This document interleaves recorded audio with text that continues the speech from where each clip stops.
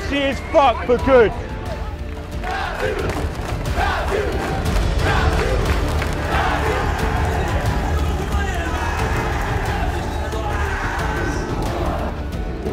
This is a lesson. We're going to come back. Let's go, boys!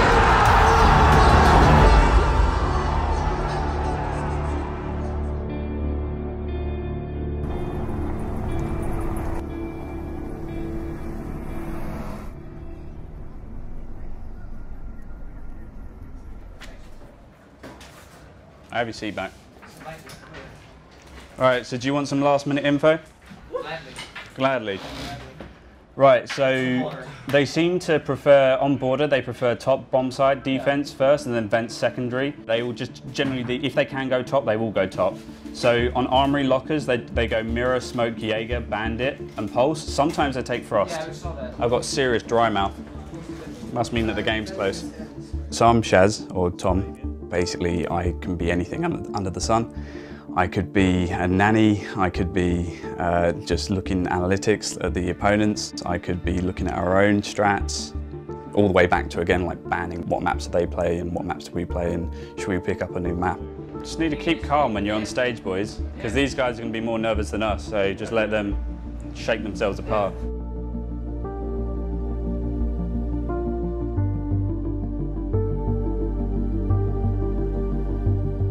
Are we packing up, ready to go? Yeah. Let's go, boys. We're at Gamescom, the LAN finals. Penta's always a really competitive team. All the players are always hyper-focused. They want to be the best. They want to put themselves on the stage and to please the fans, basically. I'm a very dedicated player, and I've accumulated over 8,000 hours of actual playtime in the game, which is almost a year. I didn't want to be a student. I wanted to do like my own thing. I wanted to go outside of that average wave and kind of make my own wave.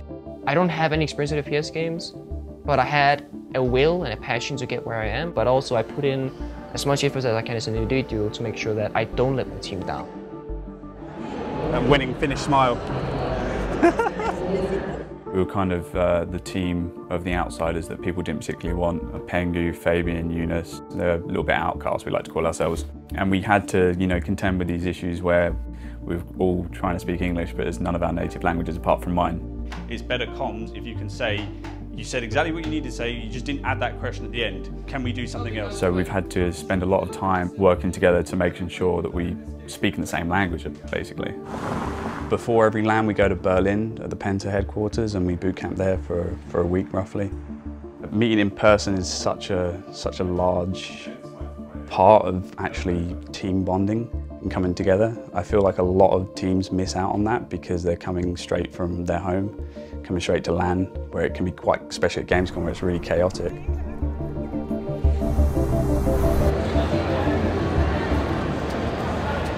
Penta against Team Font. Let them hear your support here at Gamescom. I've always kind of been in the background, organising the players, really working out any issues and working out, trying to grow these people into the certain roles that we needed within the team.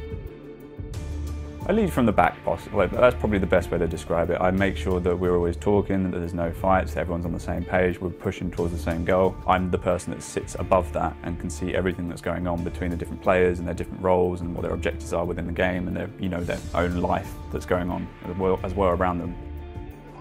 So basically, boys, you just need to keep calm because you're panicking. I mean, Shaz is, he's everybody's stepping stone because he looks at all our gameplay, both from a fundamental perspective, but also mindset.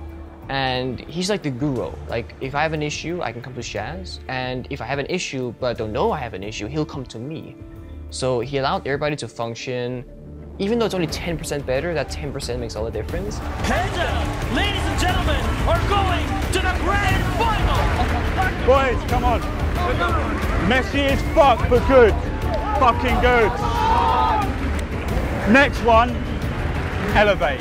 Take it back the entire way. We got an hour. Shaz could probably be my father at this point. Like he feels that father figure for me that I've never had. I talked to the guy about girls, about private stuff, about hardships, and he's just always there for a good talk. But it's just a mind game, boys. Like today we let it slip just now a little bit. We need to pin down the mind game, yeah? Fucking shaking like fuck. Yeah. So elevate, ban consulate, ban border and ban coastline. It could be a coastline game. I reckon it's going to be a coastline game. It is grand finals time.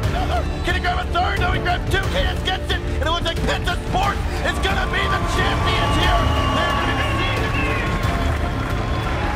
Boys! Again, here we are! And that was the first time that I realized how much it could mean to me. And you play for so much more than yourself. You play for your fans, you play for your sponsors, you play for your organization, and your teammates, and yourself, of course. All the hard work, all the time, just makes it all worth it.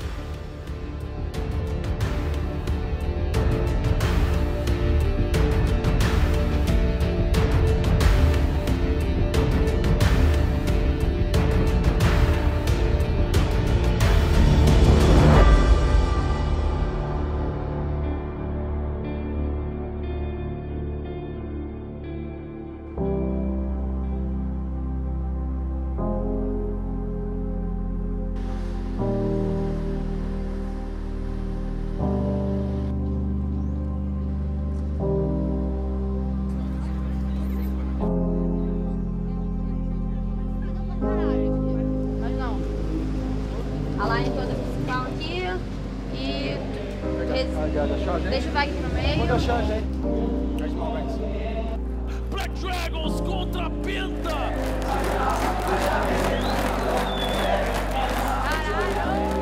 A Penta era o time imbatível, ninguém ganhava da Penta, porque a Penta tinha sido acho que 2 vezes campeã da Pro League, eles eram os caras.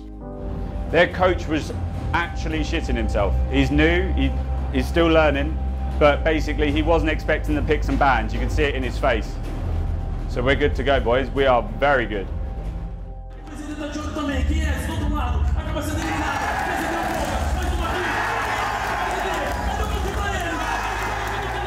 Vai cair no mesmo jogador, é o último agora, tá sozinho, o Penta agora não tem mais oportunidade de vitória, vai tentando pegar essa eliminação, e é a Black Dragons, vai chegando na final.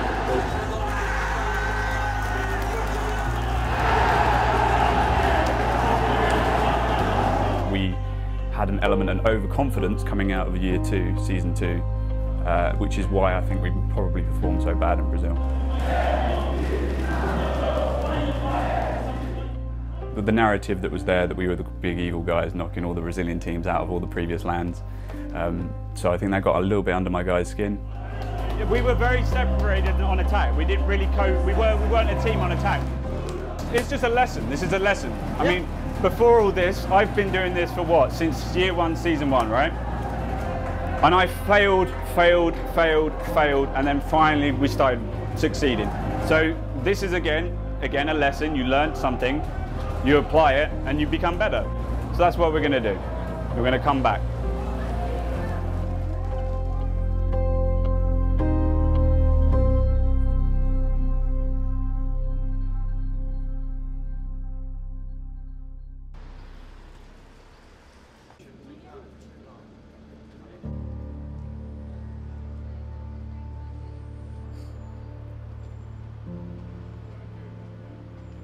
I'd been working like my day job, and I've been basically coaching as well, so I've been doing a lot of hours leading up to it. It was like say goodbye to your life, buckle down for 3 months in the preparation for Brazil, so it was like a massive blow. Well, we've won for the last 2 seasons before that, so as soon as you lose one season, yeah, a lot of doubts can come in, like how am I doing and what have I done differently, what are they doing differently, what can I learn from those other teams. It's a wake-up moment, it revitalises you, but it terrifies you at the same time. Especially when you're like me and you just want to win. That's why we're here in the game. Whenever you're at the top of your game or the pinnacle of a competition, everyone's eyes are always on you. You can't escape the attention. Everyone's going to be looking at what you do, how you do it, what time, you know, what side of the bed you sleep in, what times you wake up. Every little aspect of it, that you'll be under a microscope.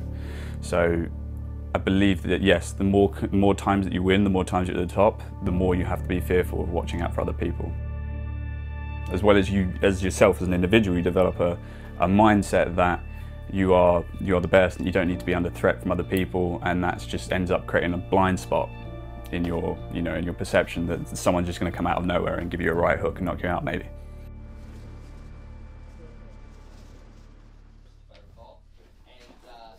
Sorry, the chaos of my mind. There we go.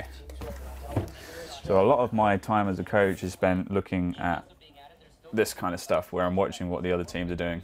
VODs like this I'd end up watching probably 4 or 5 times just to try and get all the little bits of information. I kind of realised after Brazil that I needed to commit time again back towards it. You know, if you're ever in esports, in my position, it's a little bit iffy. You don't know what's going to happen in life, what's going to go on. It's all chaotic but brilliant at the same time.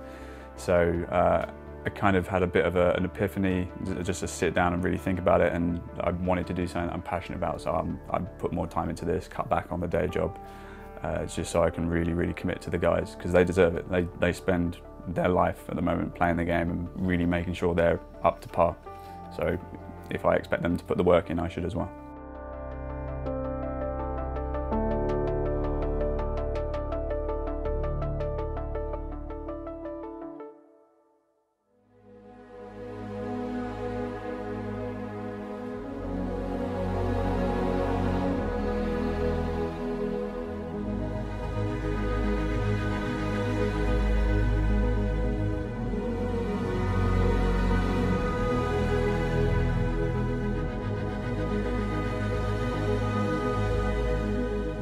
I think it means everything.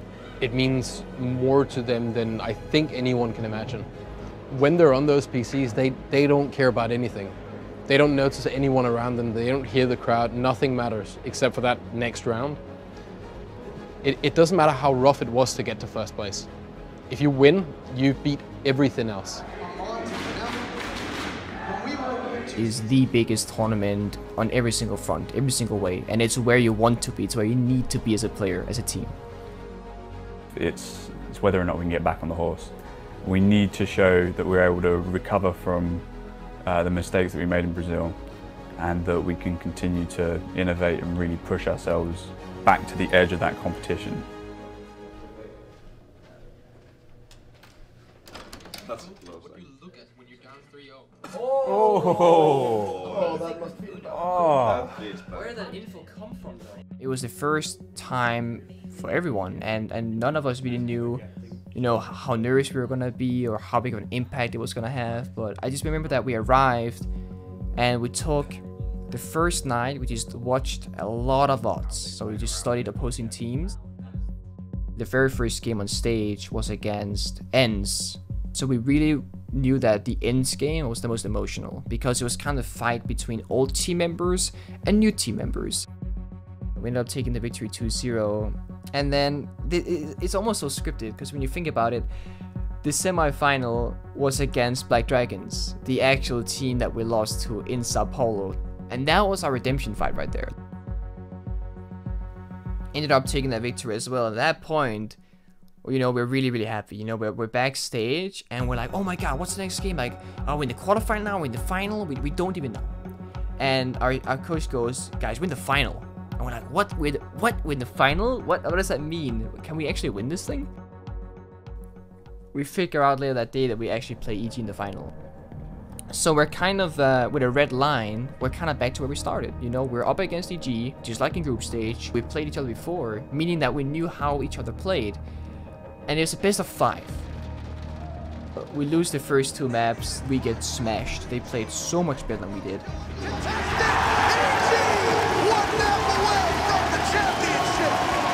Let's go, boys! Fucking fantastic map. Fantastic map. Listen to me.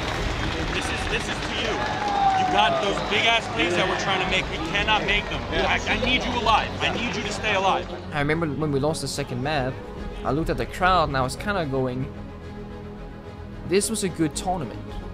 You know, I'm really happy we got to the final. Like, I was actually kind of mentally giving up. I believed that we had lost. We never took it properly from West Main or Control Kitchen or anything else. But whatever, map's over. Now we're on Cafe. We've got 3 minutes. Let's calm down.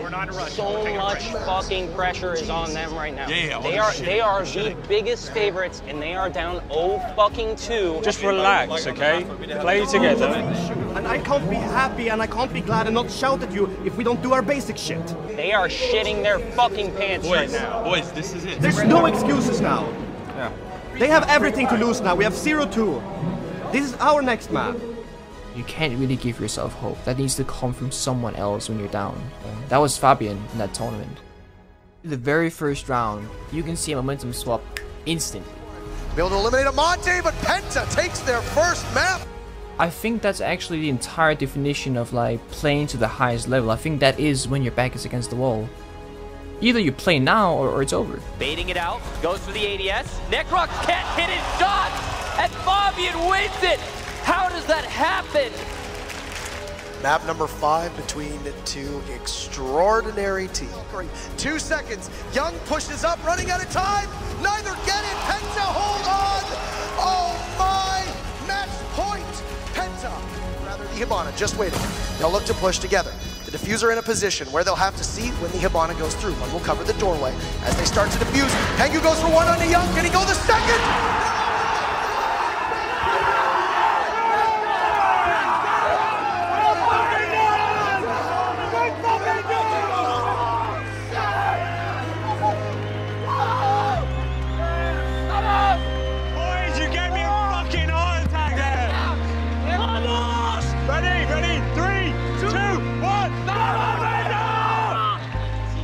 Winning felt like hours, right? Time stopped completely.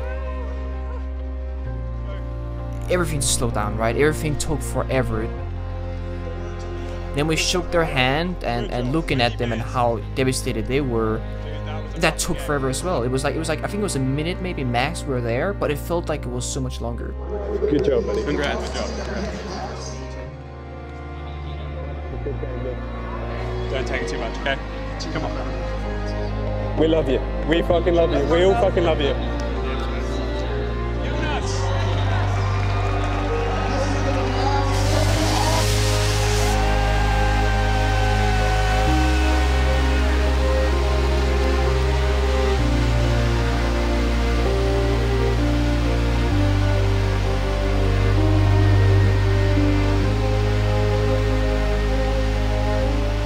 It's something that you can never have again, I feel like. I feel like that is unreachable. That is the peak of my career right there. It's tatted on my arm. Trophies on my shelf. You know what I mean? Like, and I don't think it'll be topped ever. It's like the happiest moment of my life, I think. That's winning Invitational. If there's one thing I could relive from the last 2 or 3 years, it's definitely winning Invitationals. I'm just so proud of my boys. We made this a year ago with the ambition, literally at Invitationals, to come here a year later and win it, and we've done it. Just. Texas Flawless are the world champions of Rainbow Six Siege. It's the biggest emotion gap that I've had in my entire life so far. It's love, it's passion, it's hate, it's sadness, it's fulfillment, it's joy. Boys, we just put on the show of a year. Come on, 2-0. Fucking amazing. Hey, it was. Thank you. Oh, thank you. Good work, my friend. Good work. Congratulations. And in the end, you know, when the interview was over, when Matt then looked at me and said, "I'm proud," and it just kicked me really hard. I broke down in tears immediately. It was so bad. He just said, "I know. You know, I know that feeling."